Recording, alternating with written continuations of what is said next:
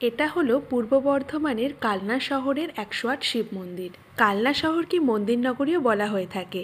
এখানে তোমাকে আসতে হলে পকেটে নিয়ে নিতে হবে 200 টাকা, আর উঠে পড়তে হবে হাওড়া থেকে কাটোয়াগামী যে কোনো ট্রেনে। ট্রেন থেকে নেমে তোমাদেরকে একটা অটো ধরে নিতে হবে 50 টাকার বিনিময়ে। তারপর তোমরা চলে আসতে পারো একের পর এক মন্দির, রাজপ্রাসাদ সব কিছু ভ্রমণ করার জন্য।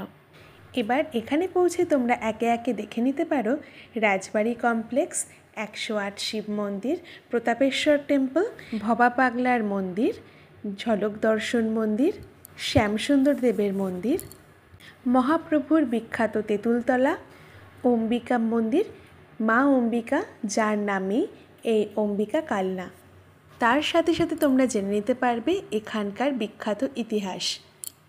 এছাড়াও দেখে নিতে পারবে গোপালজির মন্দির। এছাড়া তোমরা এখানে দেখতে পারবে অসংখ্য টেরাকোটার নিদর্শন।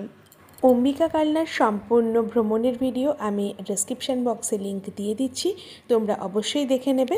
চ্যানেলটিতে নতুন হয়ে থাকলে সাবস্ক্রাইব করে পাশে থাকবে এরকম আরও ইনফরমেশনের জন্য।